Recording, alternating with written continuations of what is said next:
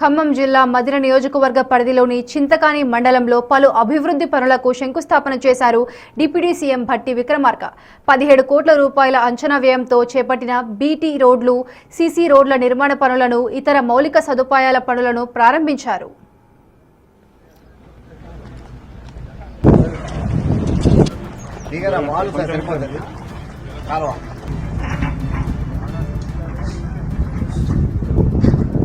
ఈ సందర్భంగా మాట్లాడుతూ ప్రజా సంక్షేమానికి ప్రభుత్వం ప్రాధాన్యం ఇస్తుందని, మౌలిక సదుపాయాల కల్పనలో నియోజకవర్గాన్ని ఆదర్శంగా తీర్చిదిద్దుతామని అన్నారు.